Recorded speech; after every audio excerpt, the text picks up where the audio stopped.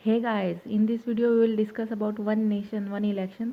तो जानते हैं कि ये इतना ज़्यादा न्यूज़ में क्यों है। So let's start the video. जो हमारे प्राइम मिनिस्टर हैं नरेंद्र मोदी, उन्होंने फिर से बोला है ही once again pitch for one nation one election.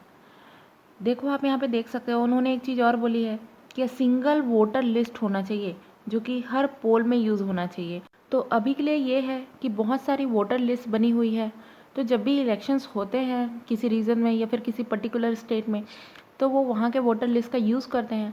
और जब भी मॉडल कोड ऑफ कंडक्ट लगता है तो वहाँ का डेवलपमेंट प्रोसेस हैम्पर होता है। इसके बारे में और जानते हैं उससे पहले ये प्रैक्टिस क्वेश्चन अटैम्प्ट कर लो। Dinesh Goswami committee, Vohra committee and Tankha committee, these all are related to electoral reform, judicial reform, centre state relation reform या पंचायती राज रिफॉर्म। इस क्वेश्चन को वीडियो पॉज करके अटैम्प्ट कीजिए। एज यूजुअल मैं इसका आंसर वीडियो के एंड में आपको प्रोवाइड कर दूंगी। न्यूज़ क्या है ये अब हम और जानते हैं। तो रिसेंटली अभी प्राइम मिनिस्टर ने पार्टिसिपेट किया था 80th all India presiding officer conference. ये एक कॉन्फ्रेंस होती है और जो प्राइम मिनिस्टर है उन्होंने वर्चुअल मीटिंग से मीन्स वर्चुअली पार्टिसिपेट किया था। Apart from this two issues, prime minister ने ये भी बोला कि जो प्रिसाइडिंग ऑफिसर है लाइक स्पीकर एंड चेयरमैन, उन्हें अपने माइंड को अप्लाई करना चाहिए to simplify the language of statute book. Means आज की डेट में अगर हम देखेंगे तो बहुत सारे लॉज हैं और कहीं कहीं जहाँ लॉ जो है वो रेप्लिकेट हैं, डुप्लीकेट लॉज हैं, तो वो सबको सिंप्लीफाई करने के लिए प्राइम मिनिस्टर ने वहाँ पर बोला and allow for easier process to weed out the redundant law. तो जो लॉज जो रिडंडेंट हो गए हैं, जो डुप्लीकेट लॉ हैं, उनको वीड आउट करने के लिए बोला गया। अब वन नेशन वन इलेक्शन के बारे में प्राइम मिनिस्टर ने क्या कहा। उन्होंने कहा it's isn't just an issue of deliberation but also a need of the country. ये नीड ऑफ द कंट्री है बिकॉज इलेक्शंस जो हैं वो डिफरेंट प्लेस में डिफरेंट टाइम में अलग अलग जगह होते हैं इन एवरी फ्यू मंथ। और जब भी इलेक्शन होते हैं तो आपको पता होगा कि मॉडल कोड ऑफ कंडक्ट लग जाता है, और जब मॉडल कोड ऑफ कंडक्ट लगता है तो उस बीच में हम कोई भी डेवलपमेंट वर्क नहीं कर सकते। मीन्स कोई भी एडमिनिस्ट्रेशन का काम उस बीच में नहीं होता है। तो सारे लोग जो भी गवर्नमेंट के जो भी एम्प्लॉयज़ हैं, for example teachers and other employees जो पोस्ट ऑफिस में हैं, तहसीलदार हैं, लाइक ये सब जो गवर्नमेंट एम्प्लॉयज़ है वो सब इलेक्शन की प्रोसेस में जुड़ जाते हैं। तो वो फिर अपना काम कब करेंगे। Therefore it's a must to have a deep study and deliberation on one nation and one election. So I think that हर पॉलिटिकल पार्टी से कंसल्ट करना चाहिए और उनको कंसल्ट करने के बाद ही ये वन नेशन वन इलेक्शन का फॉर्मूला आना ही चाहिए। अब आगे देखते हैं इसमें all India presiding officer conference जो अभी हमने पढ़ा, ये क्या है। All India presiding officer conference की शुरुआत हुई थी 1921 में और इस साल इस कॉन्फ्रेंस को गुजरात ने होस्ट किया और इसकी थीम थी harmonious coordination between legislature, executive and judiciary, a key to vibrant democracy. ये थी इसकी थीम। और ये जो फैक्ट है ये बहुत ज़्यादा इंपॉर्टेंट है बिकॉज आर्टिकल 51 जो हमारा कॉन्स्टिट्यूशन है वो बोलता है कि separation of power between executive and judiciary. So that is related to article 51।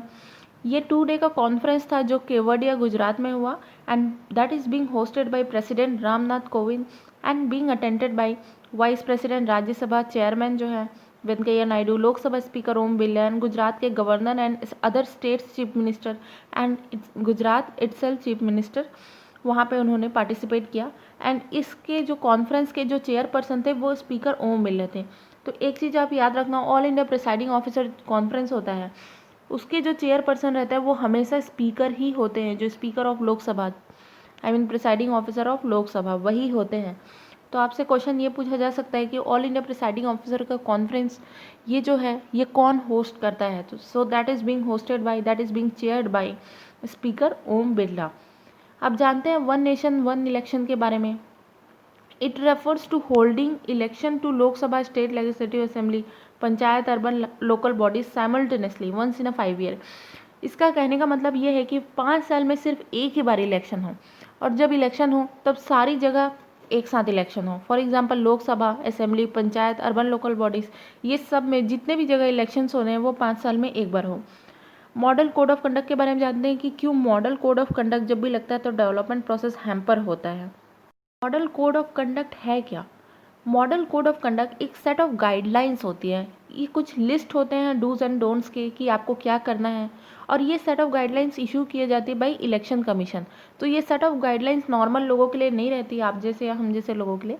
ये पॉलिटिकल पार्टीज़ के लिए रहती है कि उन्हें कैसा बिहेव करना है और क्या नहीं करना है, क्या करना है, ये उनके लिए गाइडलाइंस रहती है जो कि कैंडिडेट्स को दी जाती है प्रायर टू इलेक्शन। अब ये आर्टिकल 324 है, ये आर्टिकल मोस्ट इंपॉर्टेंट है, इसे आप याद रखना, जो इलेक्शन कमीशन को ये पावर देती है इलेक्शन कंडक्ट कराने के, free and fair elections to parliament and state legislature, ये कंडक्ट कराने के लिए इलेक्शन कमीशन को पावर देती है।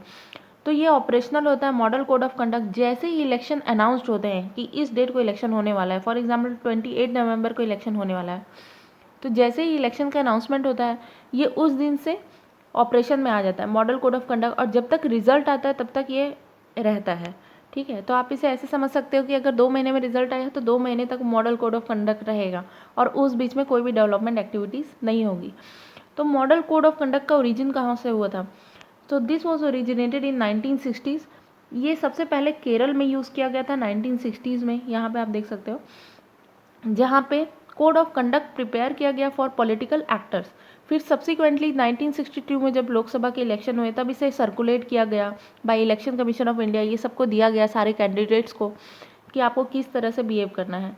बट 1991 में जब रिपीटेड फ्लॉटिंग हुआ, इलेक्शन नॉर्म्स के कंटिन्यूड करप्शंस होने लगे, तब इलेक्शन कमीशन ने डिसाइड किया कि अब इसे हमेशा यूज़ करेंगे और इसे मोर स्ट्रिक्टली तरीके से यूज़ करेंगे। चैलेंजेस नाउअडेज, अभी हम देखते हैं कि अभी जो हमारे इलेक्शंस होते हैं उसमें क्या क्या चैलेंजेस हैं। सबसे पहले तो मासिव एक्सपेंडिचर। तो आप ये जानते ही होंगे कि जो हमारा इंडिया का इलेक्शन हुआ था, जो 2019 में अभी जो जनरल इलेक्शंस हुए थे, वो सिर्फ इंडिया का ही नहीं बल्कि वर्ल्ड का सबसे एक्सपेंसिव इलेक्शन था। इसमें 2014 से 40% ज़्यादा एक्सपेंडिचर हुआ है। मीन्स आप सोच सकते हो कि कितना ह्यूज अमाउंट हम अपने इलेक्शंस पे देते हैं। तो सरकार चाहती है, इसीलिए सरकार चाहती है कि इलेक्शन जो हो 5 साल में एक बार हो और एक ही बार में जितना पैसा जाना है वो चले जाए। बार बार ये सारे जो एक्सपेंडिचर है वो इंक्रीज ही होंगे फ्यूचर में। सेकेंड है policy paralysis that result from the imposition of model code of conduct during election time. तो जब भी मॉडल कोड ऑफ कंडक्ट लगता है तो हमने पढ़ा कि डेवलपमेंट एक्टिविटीज़ कुछ भी नहीं होती उस समय, तो उस समय पॉलिसी पैरालिसिस हो जाती है। Impact on delivery of essential services, because सब चीज़ जो सारे जो मैन पावर है, सारा जो लॉजिस्टिक है, वो सब किस में लग जाता है? वो इलेक्शन में लग जाता है। सो जो डिलीवरी ऑफ एसेंशियल सर्विसेज हैं वो इम्पैक्ट होती है। Burden of crucial man power, तो जो क्रूशियल मैन पावर पे बहुत ज़्यादा बर्डन होता है। फॉर एग्जांपल जो गवर्नमेंट टीचर्स हैं जो जाते हैं वहाँ पे, है ना, और एंड अदर जो गवर्नमेंट एम्प्लॉयज़ है वो सब के ऊपर बहुत ज़्यादा मैन पावर बढ़ जाता है। Put pressure on political party specially smaller one and election are become increasingly expensive. तो स्मॉलर पॉलिटिकल पार्टी है वो कैसे एक्सपेंड करेंगी इतना, उनके पास तो इतने पैसे नहीं होते। हालांकि इंडिया में सबके पास है, जो पॉलिटिकल नेता उनके पास। अब बेनिफिट्स देखते हैं। सो बेनिफिट्स तो इसका सबसे पहले यही होगा कि ये रिड्यूस करेगा एक्सपेंडिचर को। Continuity in policies and program, governance and consistency and continuity maintain करेगा। Efficiency of governance will be improve and the impact of black money on the voters will be reduce, है ना, तो corruption और ये सारी activities कम होंगी।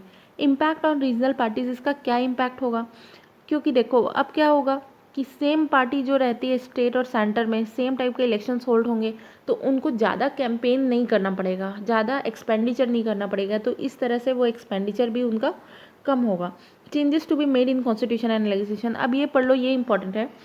जो आपका one nation and one poll से जो इलेक्शन मीन्स इलेक्शन से जो क्वेश्चंस आएंगे वो इसी से रिलेटेड आएंगे कि इसके लिए कौन कौन से आर्टिकल्स में चेंज करना होगा।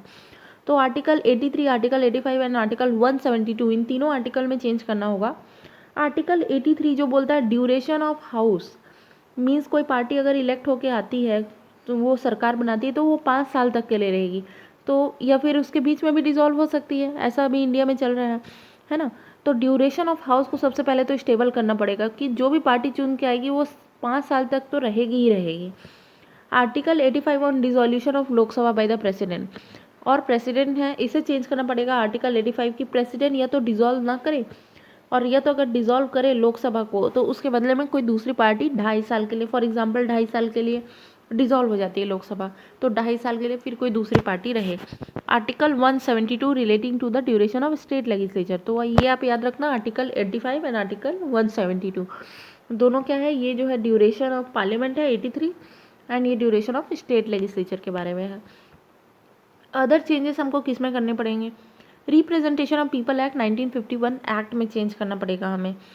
तो ये क्या करता है, restructuring the power and function of election commission of India, है ना, क्योंकि साइमल्टेनियस इलेक्शन कराने हैं तो power of and function of election commission of India इसको भी चेंज करना पड़ेगा और साइमल्टेनियस इलेक्शन के डेफिनेशन को ऐड करना पड़ेगा। आई होप ये क्वेश्चन आप लोगों ने अटेम्प्ट कर लिया होगा। So Dinesh Goswami committee, Vohra committee and Tankha committee ये सब रिलेटेड है इलेक्शन रिफॉर्म से। This is the most important question from your prelims point of view. So this is the end of our video. Thanks for listening.